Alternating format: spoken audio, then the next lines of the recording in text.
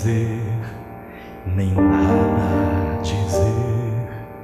Perderam um amigo melhor. E agora calou quem tanto falou, e assim foi que tudo acabou. Os planos sonhados e agora frustrados se foram quando ele morreu. A dor no jardim, a tristeza sem fim. Oh, como a noite custou para mim. Raiou o dia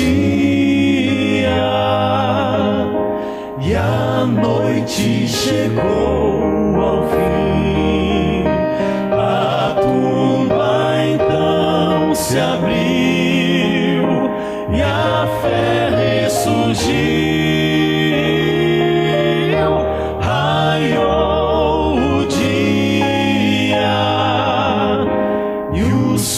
Despontou, enfim, a vida então brilhou quando o dia raiou. O anjo, a visão, o ser em sua mão, as bodas, a água e o pão, mas tudo passou, a turba levou o filho que amava e criou. Na hora da morte, tentando a sorte, disseram ele é tão comum. No entanto, Maria sabia e sentia que o seu filho ressuscitaria. Raiou o dia e a noite chegou ao fim. A tumba então se abriu e a fé ressurgiu.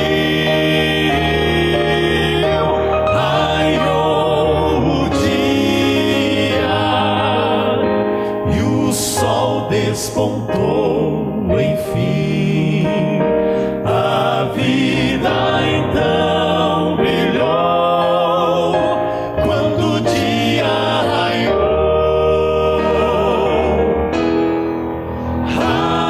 Raiou o dia e o sol despontou, enfim. Então brilhou quando o dia raiou. Raiou.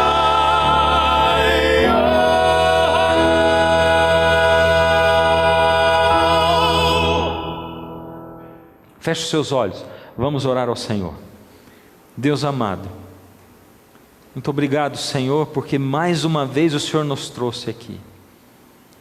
Os rostos começam a ser conhecidos. O Senhor tem visitado essas pessoas na casa delas, Senhor. Tem olhado tudo que elas fazem, a angústia desses corações, as alegrias, os planos que eles têm para o futuro. Muitas vezes, como vacila a fé dessas pessoas. Como cada um deles tem tido uma luta, cada um numa intensidade diferente, como o Senhor os tem convidado e chamado, e hoje, Senhor, não há dúvidas de que o seu coração de Deus, de Pai, está rejubilante de alegria, porque eles estão aqui na sua casa. Ó Senhor, derrama essa alegria e esse júbilo sobre nós, e ajuda-nos, Senhor, a enxergarmos o Senhor na sua glória, em nome de Jesus. Amém, Senhor. Muito bem, quero convidar você a abrir a sua Bíblia. Vamos abrir a Bíblia em João, no Evangelho de João, capítulo 4. E nós vamos ler do verso 46 até o 48. João 4, do 46 até o 48. Eu quero convidar você sempre a prestar muita atenção na leitura da Bíblia, porque esse livro precioso transforma a nossa vida e nos impacta. E você vai percebendo isso à medida em que a palavra de Deus é cantada, à medida em que ela é falada, e ela é um livro poderoso que está à sua disposição na sua casa. João 4, 46, 47 e 48. Dirigiu-se de novo Jesus a Caná da Galileia, onde da água fizera vinho. Ora, havia um oficial do rei, cujo filho estava doente em Cafarnaum. Tendo ouvido dizer que Jesus viera da Judéia para a Galileia, foi ter com ele e lhe rogou que descesse para curar o seu filho, que estava à morte. Então Jesus lhe disse: se porventura não virdes sinais e milagres, de modo nenhum crereis.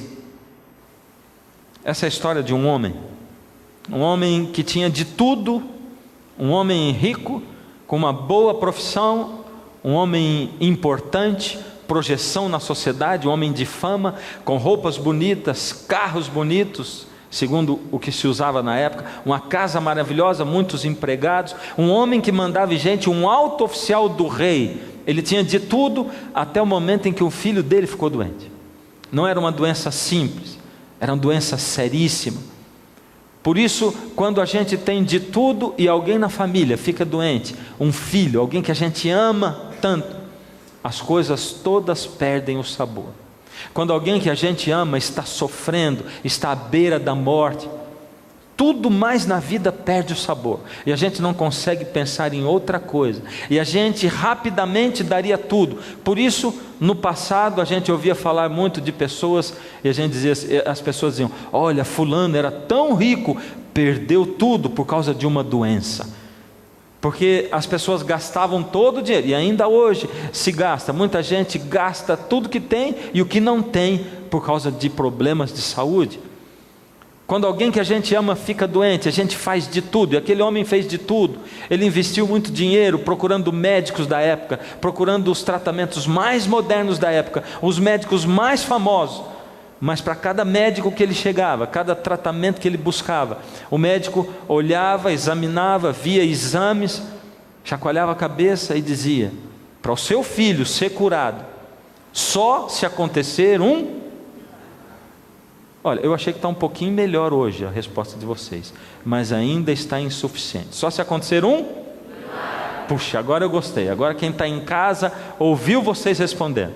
Vamos ver se durante esses dias aqui vocês estão vindo, vão dar para mim uma resposta logo de cara assim, sem eu falar nada, né? E durante todo o nosso programa. Um milagre. Só se acontecer um milagre. E ele corria para outro e ouvia a mesma coisa, e para outro e a mesma coisa, a mesma coisa. Eu tenho uma pergunta para você.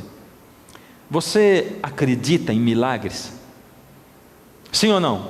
Sim. Acredita em milagres? Sim. Então quer dizer que se alguém da sua família estivesse doente, muito doente, à beira da morte, se alguém de repente, o seu filho, sua mãe, a pessoa que você mais ama na vida, ficasse doente, você começasse ao médico, e médico após médico dissesse para o seu querido ficar bom, só se acontecer um milagre, porque a ciência não pode fazer mais nada por ele. Já que você acredita em milagre, você diria: oh yes, é isso mesmo, maravilha, eu acredito em milagres. Falou com a pessoa certa. Se é só acontecer um milagre, estou bem. É isso ou não é? Não? Ué, mas você não disse que acredita em milagre? Você acredita ou não? Sim. Ué, então por que você não ficaria contente? Se você acredita em milagre. Eu tenho uma outra pergunta para fazer para você. Já que a gente está falando sobre milagre, você acha que hoje acontecem milagres do mesmo jeito, na mesma proporção que acontecia na época de Jesus? Sim ou não? Sim ou não? Eu estou ouvindo um são, porque está sim e está não, né? O negócio está dividido aí. Vamos lembrar de alguns milagres de Jesus. Jesus curou um cego de nascença. Você tem visto pessoas sendo curadas cegos de nascença? Jesus curou um leproso, tocando a mão nele, e a pele dele se restabeleceu ali diante dos olhos das pessoas. Aliás, noutra feita Jesus curou 10 leprosos de uma vez só, e só um voltou para agradecer. O Senhor Jesus ressuscitou a Lázaro depois de 4 dias de morto, e aí na hora de abrir o túmulo, ainda as irmãs disseram: Senhor, já faz 4 dias, já cheira mal, estava ficando podre o corpo de Lázaro, e Jesus o retirou da prisão vivo, respirando. E eu quero perguntar para você de novo: os milagres hoje acontecem do mesmo jeito, na mesma proporção da época de Jesus? Sim ou não? Agora mudou, né? A resposta mudou, né? Eu quero perguntar para você, você vê que eu não respondi nada para você, eu só estou perguntando, mas eu quero perguntar uma outra coisa: se não acontece, por que não acontece? Falta alguma coisa? O que é que falta? Eu estou perguntando, você também em casa, eu sei que você está respondendo, né? Falta o quê? É isso mesmo? Então vou apresentar para você um quadro interessante. Pelo que você acabou de me dizer, essa equação é verdadeira. Mais fé, mais milagres. Menos fé, menos milagres. Certo ou errado? Certo? Quanto mais fé, mais milagres. Quanto menos fé, menos milagres. Certo ou errado? E esse certo de vocês foi diminuindo. Eu acho que é uma certa falta de certeza. Mas eu gosto de perguntar, eu gosto de questionar. Sabe por quê? Nós formamos conceitos na nossa mente. Esses conceitos que nós formamos nos acompanham, e eles influenciam na nossa fé, naquilo que a gente pensa de Deus e naquilo que a gente espera que Deus faça. Você vê que nós já perguntamos um monte de coisa e questionamos aqui, e você foi passeando da sua mente, e num momento você respondeu seguramente um sim, e daqui a pouco você respondeu seguramente um não. E aí você mudou, e agora eu fiz uma outra pergunta, e você foi, e eu digo: bom, então mais fé, mais milagres, menos fé. E eu quero que você leia comigo um trechinho da Bíblia. Esse texto que aqui está, ele está em Lucas, no capítulo 1, verso 6. Aí diz assim: nos dias de Herodes, rei da Judéia, havia um sacerdote chamado Zacarias, do turno de Abias. Sua mulher era das filhas de Arão, e se chamava Isabel. Aí diz o seguinte: ambos eram justos diante de Deus, vivendo irrepreensivelmente em todos os preceitos e mandamentos do Senhor.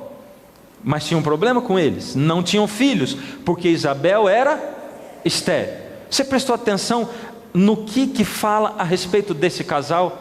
Primeiro, o nome dele Zacarias e o nome dela Isabel. Zacarias era um sacerdote, portanto ele era um pastor daquela época, um sacerdote, e Isabel era filha de sacerdote. Como os sacerdotes tinham grupos, turnos, o turno de Zacarias era o turno do sacerdote Abias, por isso ele era do turno de Abias.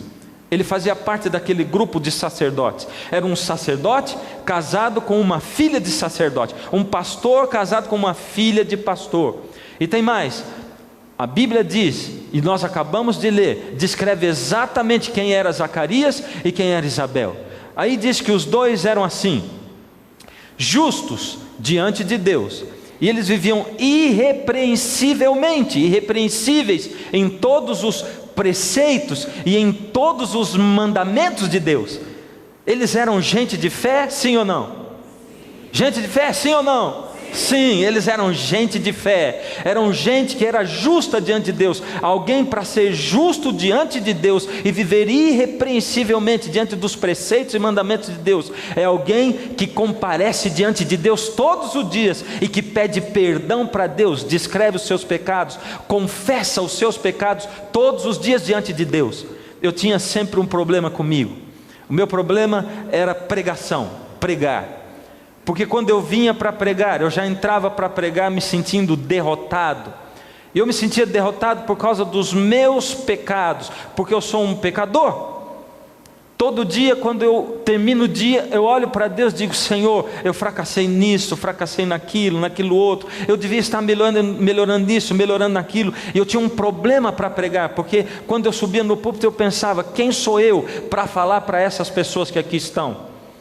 Até um dia que eu recebi uma cartinha de uma pessoa que eu amo muito, uma senhora, uma velhinha, muito espiritual, ligada com Deus, e ela me mandou uma cartinha, e na cartinha dela dizia assim: Fernando, quando você pecar, corra para os braços de Jesus e confesse os seus pecados para Ele, e você vai sempre poder pregar com intrepidez.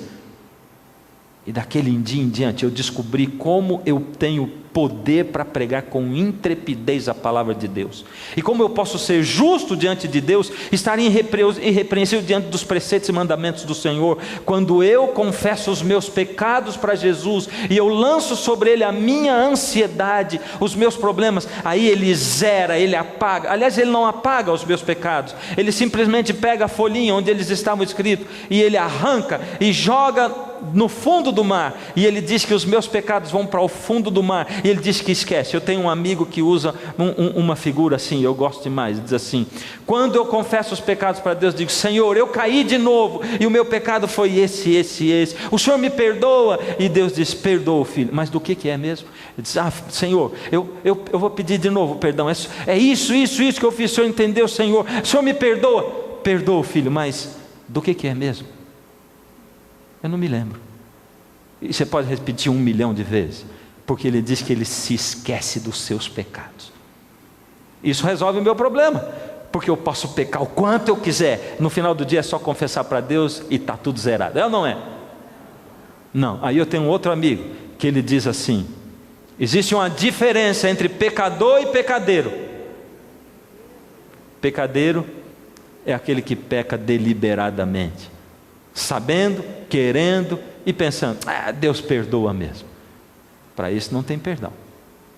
Zacarias e Isabel, gente de fé, justos e irrepreensíveis, vivendo de acordo com os preceitos e mandamentos do Senhor, gente de fé, mas eles oravam por um milagre. Sabe como é que aconteceu com eles? Aconteceu assim: eles se casaram, eram jovens ainda, e se casaram, eles se amavam e tudo, um pastor casado com a filha de pastor, e aí esperavam logo depois, porque naquela época não tinha método anticoncepcional, eles nem queriam fazer aquilo, porque no pensamento e na cultura deles, quanto mais filhos, isso era sinal de mais bênçãos de Deus. E aliás, se não tivesse filhos, sinal de que havia algum problema, algum pecado naquela vida, na vida do casal, dentro daquele lar. Por isso, quando eles casaram, esperaram lá uns 3 meses, para ver se a Isabel estava grávida. Nada. 4 meses, nada. 9 meses, nada. 1 ano, nada.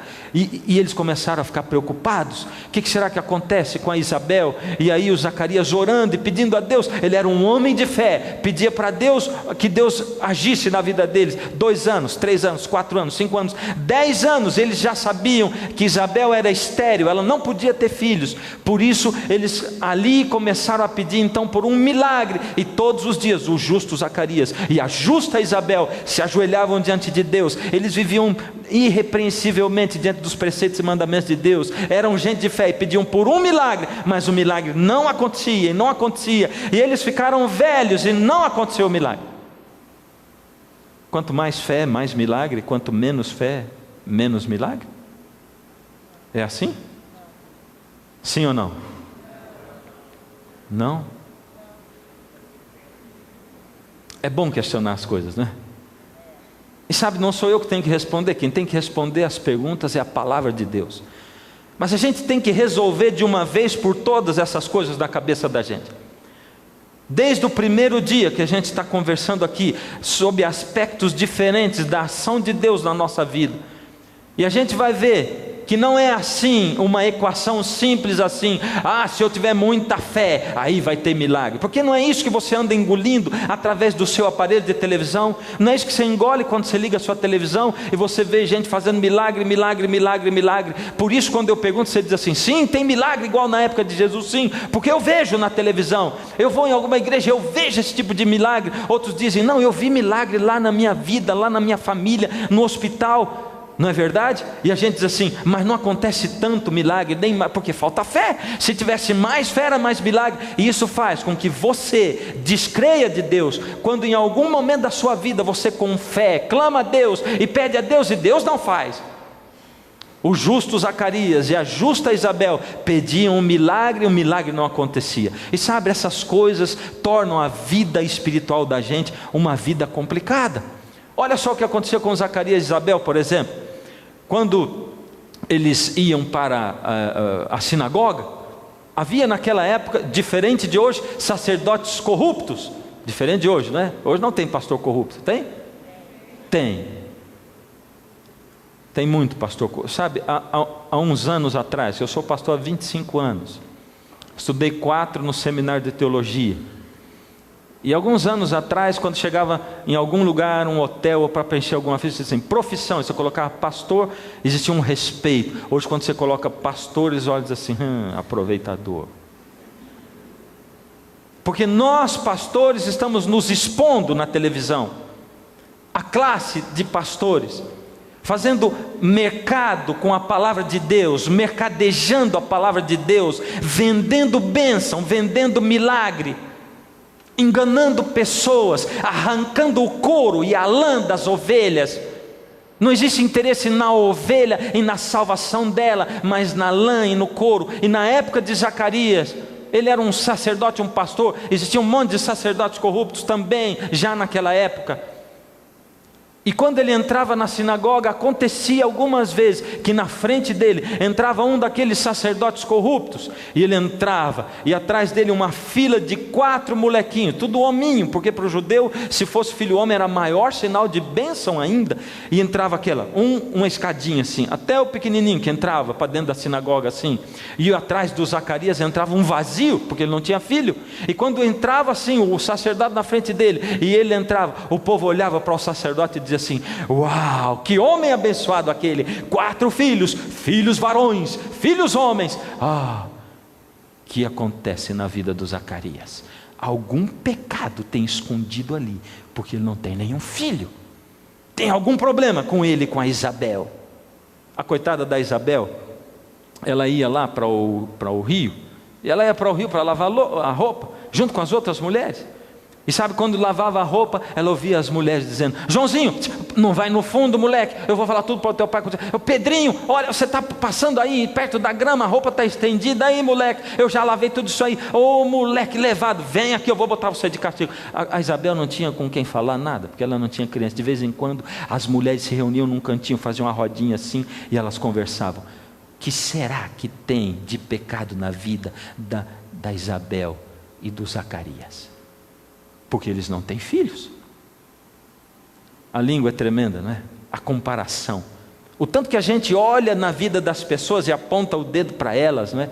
O tanto que a gente quer imaginar se aquele faz certo, se aquele, mas e aquele? Aquele sim, aquele não, não. A gente quer saber da vida dos outros. Olha para a sua vida espiritual. E eles ficam dizendo, será que eles têm algum pecado escondido? Mal sabiam aquelas pessoas que Deus olhava para para Zacarias e Isabel e via que eles eram justos, irrepreensíveis, andavam segundo todos os preceitos e mandamentos do Senhor. Era isso que acontecia na vida deles. Um dia, Zacarias já estava velhinho. Ele já tinha parado de pedir por um filho. Isabel já não podia ter filhos, já não menstruava mais, era impossível. Zacarias tinha até alguns problemas na coluna, quem sabe. E um dia, no dia de Zacarias servir no templo, ele entrou velhinho, curvadinho, e apareceu um anjo. Eu imagino que ele teve até dificuldade para olhar para o anjo. E o anjo diz, vim atender o seu pedido. E ele deve ter dito, qual? O da coluna? Disse, não, o do filho. Filho? Mas eu não pedi para ser avô do meu filho, eu pedi para ser pai do meu filho. E Zacarias duvidou que a mulher dele, a Isabel, pudesse ter filhos. Por isso ele ficou mudo até o dia do nascimento do menino.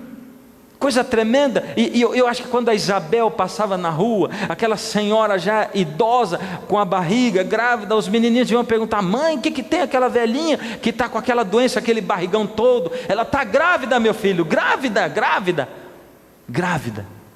E quando o neném nasceu, não era qualquer um, era especial. Quem era? João Batista. João Batista não era qualquer um. João Batista veio para preparar o caminho do Senhor. João Batista era um homem de poder nas palavras e nos atos. Quando eu prego, eu venho aqui para um lugar desse, está cheio de câmera assim, apontada para a gente, tem música para atrair as pessoas para ouvir a palavra pela música, tem ar-condicionado, tem iluminação, tem equipamento. São João Batista ia pregar no meio do deserto, e o povo saía de dentro da cidade e ia ouvir João Batista lá no deserto, porque a palavra de João Batista tinha o poder de quem vive aquilo que fala. João Batista vivia aquilo que falava, ele era uma pregação viva, e quando João Batista falava, o Espírito Santo consumia a vida dele, como uma vela que ia se queimando para iluminar a vida das pessoas. João Batista era um homem de Deus, poderoso em palavras. João Batista era tão forte, espiritualmente tão poderoso, que o Senhor Jesus falou o seguinte de João Batista. Quando os discípulos de João foram embora, Jesus começou a dizer ao povo o seguinte a respeito de João: o que vocês foram ver no deserto? Um caniço sacudido pelo vento? Então me digam, o que vocês foram ver? Um profeta? Sim, e eu afirmo que vocês viram muito mais que um profeta.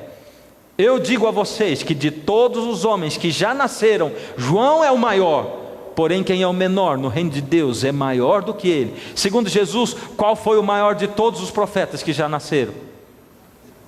Qual foi? Tem certeza? João Batista foi o maior de todos os profetas. Quem foi que disse isso? Jesus.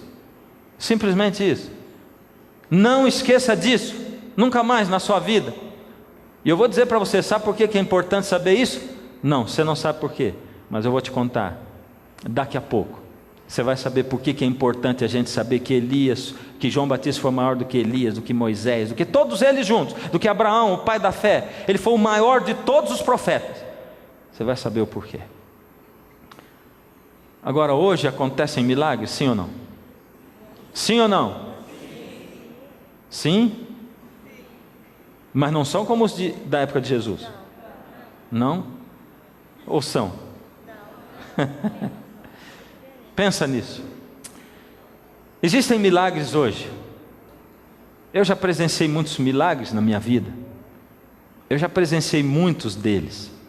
Existem milagres. Mas existem milagres falsos também, não existe? Pelo menos é o que Jesus disse. E Jesus disse assim na palavra dele: nem todo que me diz Senhor, Senhor entrará no reino dos céus, mas aquele que faz a vontade de meu Pai que está nos céus. Quando alguém for fazer milagres dizendo Senhor, em nome de Jesus eu ordeno, primeiro de tudo, para você saber se o milagre é verdadeiro ou falso, você tem que saber se ele faz o quê? A vontade do Pai que está nos céus. E Jesus começa dizendo do dia que ele vai voltar, do julgamento final. Muitos naquele dia hão de dizer-me: Senhor, Senhor, porventura não temos nós profetizado em teu nome, e em teu nome não expelimos demônios, e em teu nome não fizemos muitos milagres? E Jesus diz: então lhes direi explicitamente: nunca vos conheci, apartai-vos de mim, os que praticais a iniquidade. Olha só que lista interessante. Ele diz assim: Senhor, Senhor, em teu nome nós fizemos o quê? Nós profetizamos em teu nome, Senhor. O senhor não lembra disso? Imagina a cena: Jesus volta, ele desce, Jesus ressuscita os que são dele, e de repente um grupo se apresenta: Senhor, nós queremos ir para o céu também. Não vai ser bem assim a cena, mas vamos imaginar: Senhor, nós queremos ir para o céu com o Senhor também, porque nós fizemos um monte de coisa em teu nome, em nome de Jesus. Nós fizemos o quê? Nós profetizamos, nós também expelimos demônios, e nós também fizemos muitos milagres. Não são poucos milagres, fizeram milagres em nome de Jesus. Mas Jesus disse assim, naquele momento: eu vou falar claramente, abertamente, explicitamente: apartai-vos de mim, porque vocês praticaram o quê? A iniquidade. Ora, iniquidade, profetizar em nome de Jesus é iniquidade? Expelir demônios em nome de Jesus é iniquidade? O que é iniquidade? Pecado. Iniquidade é pecado. Expelir demônio em nome de Jesus é pecado? Fazer muitos milagres em nome de Jesus é pecado? É iniquidade?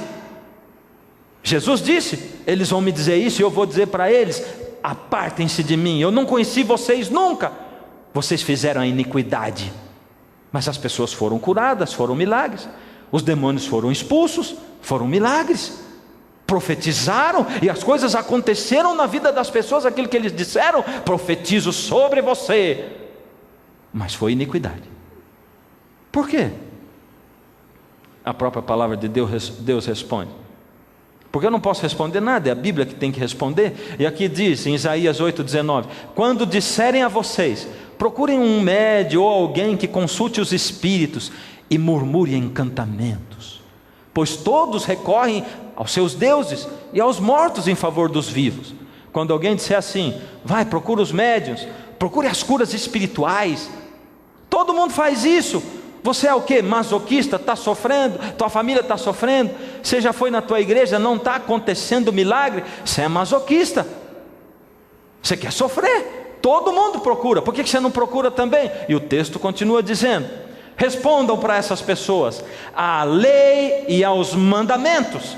A lei e aos mandamentos, a palavra de Deus está dizendo: se eles não falarem conforme esta palavra, vocês que estão recebendo os milagres, estão recebendo as bênçãos, estão recebendo as profecias, vocês jamais vão ver a vinda de Jesus e vão se salvar. Jamais. Está conseguindo entender agora como é que a gente sabe quem é de Deus e quem não é? Segundo os seus frutos os conhecereis, segundo a vida da pessoa, se eles estão de acordo com a palavra de Deus, a lei e os mandamentos de Deus. Como é que era Zacarias e Isabel? Viviam irrepreensivelmente segundo os preceitos e mandamentos, todos os preceitos e mandamentos do Senhor, não é? E eram justos diante do Senhor. É o que diz a palavra de Deus. Mas como eu disse, a dúvida não é o problema. Você tem dúvidas na sua cabeça? Tem coisas que não estão respondidas? Dúvidas a respeito da Bíblia? Dúvidas a respeito de Deus? A dúvida não é o problema. O problema é não recorrer a Deus, não clamar a Deus, não buscar a Deus. O Senhor é fiel e a sua palavra também. Um dia eu estava fazendo uma semana de oração, uma série parecida com essa. Eu estava no hotel durante o dia lendo minha Bíblia, quando eu deparei com um texto bíblico. Eu quero que você abra comigo esse texto. Está em Atos, capítulo é o capítulo 12. E o Senhor Deus começou a me responder as minhas dúvidas a partir de Atos capítulo 12, onde do verso 5 ao 11 conta uma história maravilhosa. Presta atenção. Jesus já tinha morrido, tinha ressuscitado, ido para o céu. Os discípulos ficaram pregando o evangelho e começou a haver perseguição. E aqui diz assim, Atos 12, de 5 em diante: Pedro, pois, estava guardado no cárcere, e Herodes tinha mandado prender Pedro.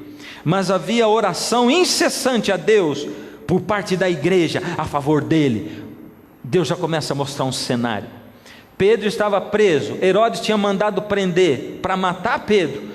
Mas a Bíblia diz: havia oração incessante por parte da igreja por Pedro. A igreja estava orando por Pedro em peso. E quando uma igreja se coloca de joelhos para orar, alguma coisa está para acontecer.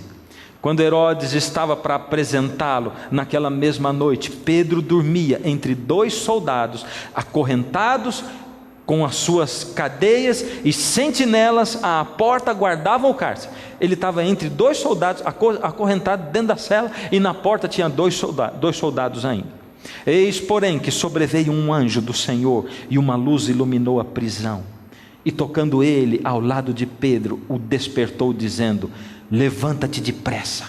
Então as correntes caíram das suas mãos. Disse-lhe o anjo: põe a sua roupa e calça as suas sandálias. E ele fez assim, e disse mais: põe a capa e segue-me. Então, saindo, o seguia, não sabendo que era real o que estava acontecendo, por meio do anjo. Parecia-lhe antes uma visão. Depois de terem passado a primeira e a segunda sentinela, chegaram ao portão de ferro que dava para a cidade, o qual se lhes abriu automaticamente, e saindo enveredaram por uma rua, e logo adiante o anjo se apartou dele. Então Pedro, caindo em si, disse: agora sei verdadeiramente que o Senhor enviou o seu anjo e me livrou das mãos de Herodes e de toda a expectativa do povo judeu. Uau! Eu li aquilo e eu clamei a Deus dizendo: Senhor, é isso aqui que eu quero ver, Senhor. Eu quero ver, Senhor, os milagres que aconteciam naquela época, Senhor. O teu anjo libertando, Senhor. Por que eu não vejo essa coisa acontecendo aqui? Por que, Senhor? Eu quero ver isso. E aí, o Senhor fez assim. Presta atenção. Você não está lembrado do que você acabou de ler? No começo desse capítulo mesmo. Volta lá e lê. É só o começo do 12. Aí nós lemos 12, do 5 em diante. Vamos ler o 1. Por aquele tempo, mandou o rei Herodes prender alguns da igreja para os maltratar, fazendo passar ao fio da espada Tiago, irmão de João. Vendo ser isso agradável aos judeus, prosseguiu, prendendo também a Pedro. E eram os dias dos pães asmos. Espera aí. Quer dizer que dali a pouco Pedro vai ser liberto nessa história.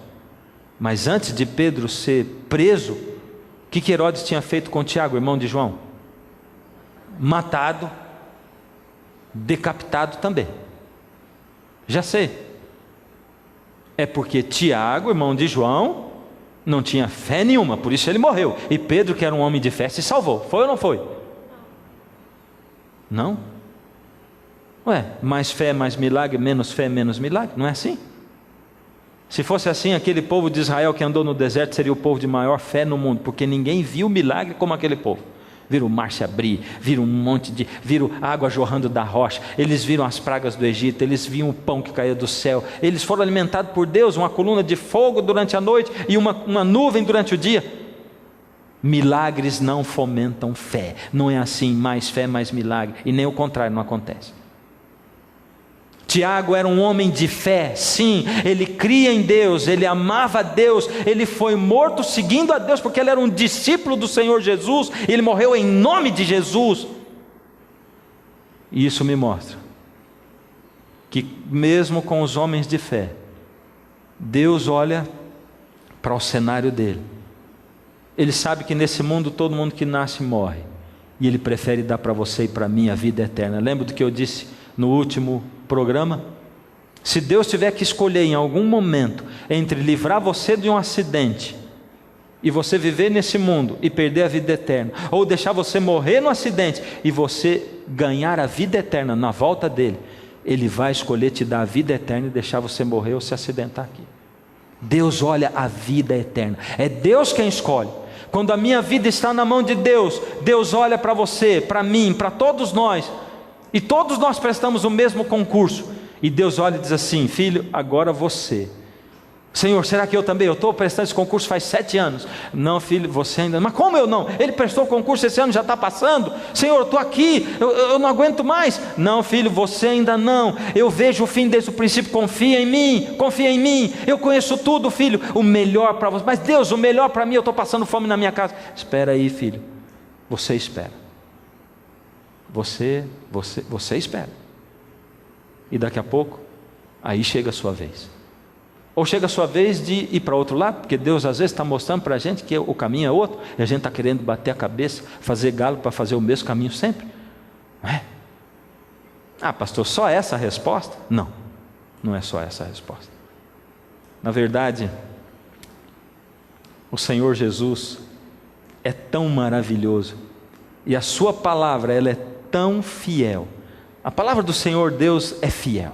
Ela não nos deixa sem respostas. A palavra do Senhor Deus é viva e eficaz. ela transforma a vida da gente quando a gente se expõe ao poder da sua palavra, quando a gente deixa com que a palavra penetre a mente, o coração e a alma, quando a gente se dispõe a seguir o que a palavra de Deus faz, e quando a gente com dúvida questiona Deus e diz: Senhor, eu tenho dúvida. Que maravilha, porque isso é só uma desculpa para eu me aproximar mais do Senhor, e eu vou me aproximar e o Senhor vai responder. E um dia eu estava lendo minha Bíblia de novo, e do nada eu bati os olhos nesse texto, e quando eu li, eu comecei a dar risada sozinho.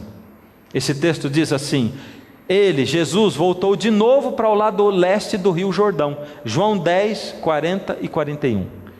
Foi para o lugar onde João Batista tinha batizado antes, e ficou lá. Ou seja, aí está dizendo que Jesus voltou para o lado leste do rio Jordão, numa região que era a região de João Batista, onde as pessoas conheciam muito bem João Batista. E olha o que aconteceu ali. Ali diz assim: e muita gente ia ver Jesus, dizendo: João Batista não fez nenhum milagre, mas tudo o que ele disse sobre Jesus é verdade. E por que eu dei risada quando eu li isso? E por que isso resolveu o meu problema? E por que isso me respondeu tudo que eu queria saber? É porque Deus não faz sentido. Deus não faz sentido. Jesus é o Deus que não faz sentido.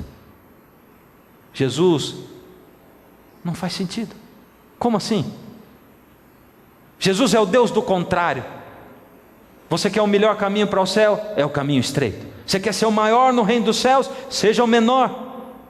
Se alguém bater do seu lado direito, dá o lado esquerdo. Você quer o maior profeta de todos os tempos? Eu dou para você, João Batista, aquele que não fez nenhum milagre. Porque Deus vê as coisas diferente do que a gente vê.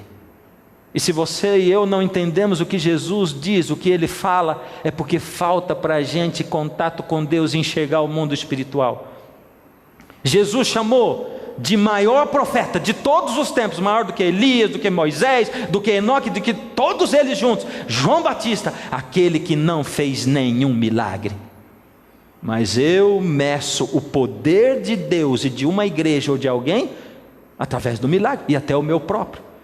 E eu dou um prato cheio para o inimigo, para ele ficar na minha cabeça dizendo assim: você é um nada, que cristão que você é, cadê o milagre? E eu fico: está vendo Deus, o inimigo está me oprimindo, eu não me sinto nada. Deus, faz um milagre na minha vida, Senhor, porque eu preciso de um milagre. Não é o que a gente fala? O Senhor Deus sabe a hora de fazer, como fazer e quando fazer. E se você olhar na história da Bíblia, nem tem tantos milagres assim. Você imagina que descrito nesse livro tem 6.000 anos de história do mundo. Distribui esses milagres todos que estão contados aqui em 6.000 anos. Você vai ver quanto milagre vai dar por ano. Quanto milagre vai dar?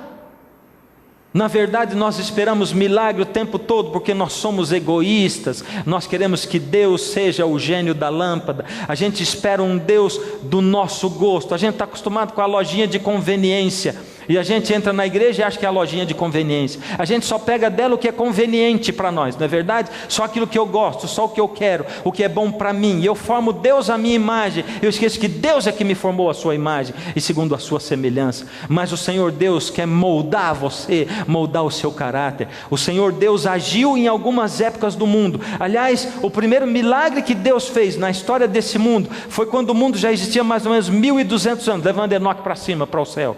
Depois, no dilúvio, botou os animais sozinhos para dentro da arca. Eles entraram sozinhos, milagre, um negócio contra a natureza, as leis naturais. Depois, 400 anos o povo passou no Egito e Deus se calou. Deus não fez milagres. Deus falou com Abraão, Isaac e Jacó, mas não falou com José. Deus se calou ali. Mas depois veio Moisés, e através de Moisés Deus esbravejou, falou, salvou o povo, fez milagres, e Deus atuou. 400 anos antes de Jesus nascer nesse mundo, Deus de novo se calou. Não teve profeta na terra. Quando Deus está para fazer uma grande investida, quando Deus está para executar um juízo na terra, antes Deus se cala. Você não tem a impressão que Deus está calado? Não tem? Será que está para acontecer um grande juízo nessa terra? Será que Deus está para agir como Ele agiu com Moisés? Aqueles milagres? Será que Deus está para agir como Ele agiu com Jesus e com os apóstolos no Pentecostes? Com os milagres? Será que nós estamos para viver uma grande época de milagres que está aí pela frente? Será?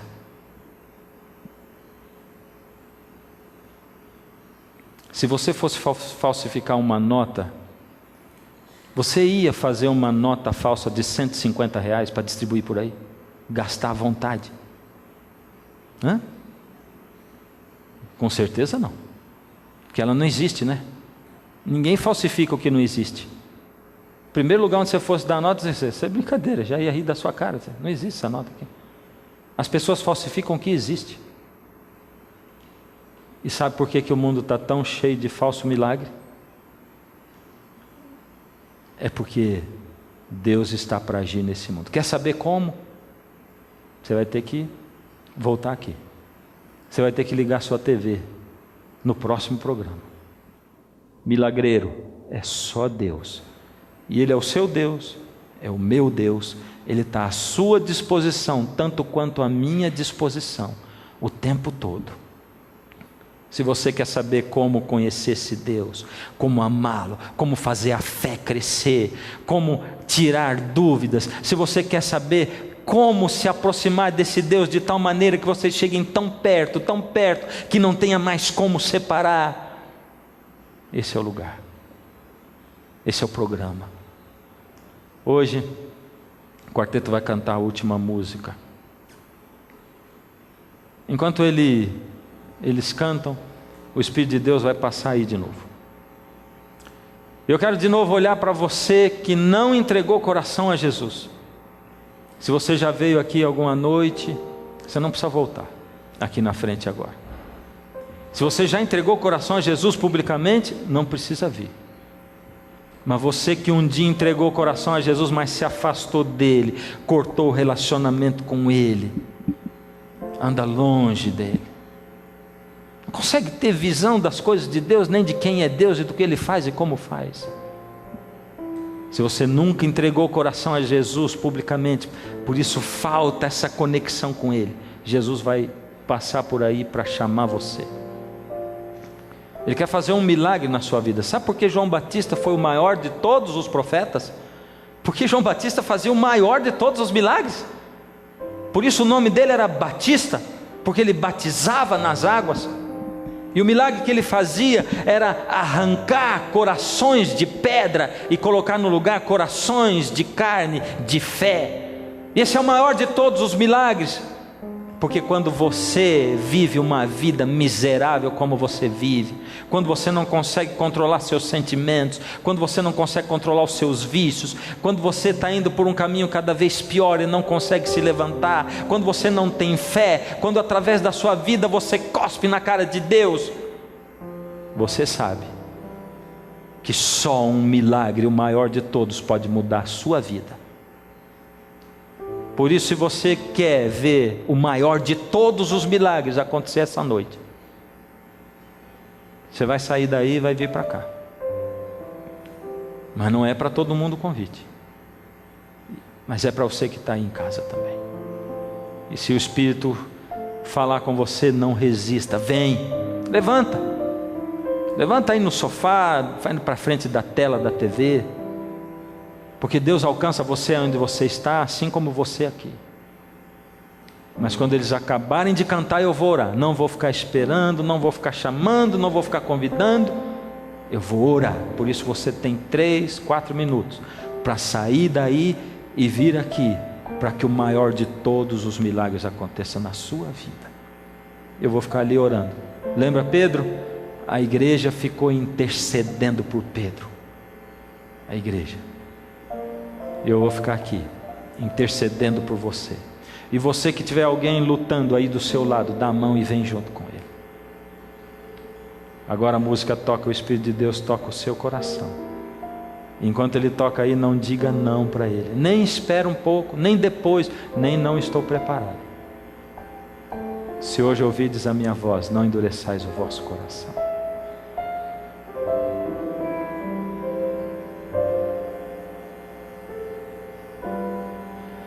Se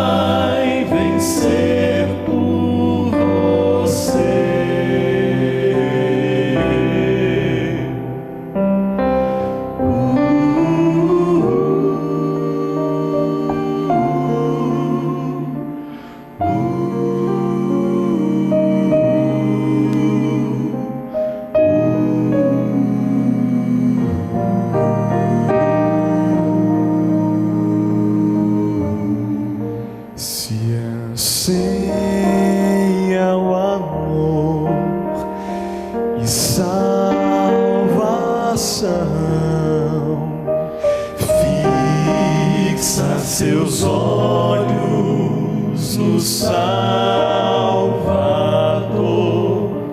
se o mal carregou, seus sonhos e seu valor, Jesus vai renovar o seu ser.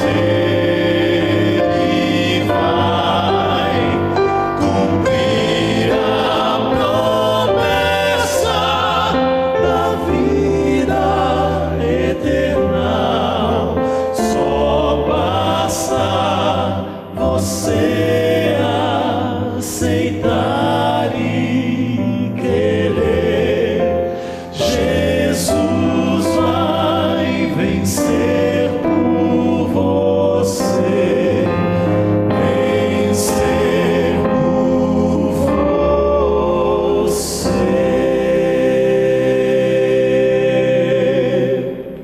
Amém. Hoje o Senhor deseja fazer um milagre na sua vida, na minha vida. Mas Ele precisa da sua permissão, da sua. Ele precisa que você permita. Ele não arromba corações, quem arromba é o inimigo só. E eu disse para vocês que quando acabasse eu iria orar, que ia ter só a música para o Espírito tocar no seu coração e você aceitar. E eu não posso fazer diferente. Embora o meu coração esteja desejoso de ficar aqui chamando e insistindo. Mas algumas vezes, na maioria delas, o tempo é curto. E a decisão tem que ser tomada na hora certa. Certa. Hoje nós vamos orar sem ninguém na frente. E eu vou orar para que o Senhor Deus haja na sua vida, no seu coração, no seu também. Feche os olhos, Deus amado. Estamos aqui, Senhor, ouvindo a sua voz, falando conosco, insistindo e dizendo: filho, eu quero realizar esse milagre na sua vida. Sou o único que pode, ninguém mais pode. Se você deseja, se você quer, filho, você pode falar comigo, mas não fique parado, não fique inerte, não fique sentado. Ó filho, eu manifestei o meu amor por você, você precisa manifestar o seu amor por mim também. Não dá para me amar secretamente, tem que ser publicamente, filho. Eu amei você publicamente. Ó Senhor, toca cada coração e ajuda o Senhor a se moverem na sua direção, que não fiquem parados aonde estão. Visita, Senhor, aqueles que sinceramente olham para o Senhor, se levantam diante do Senhor para dizer: ó Senhor, eu te aceito, eu te quero, toma-me nas tuas mãos. Em nome de Jesus, amém, Senhor.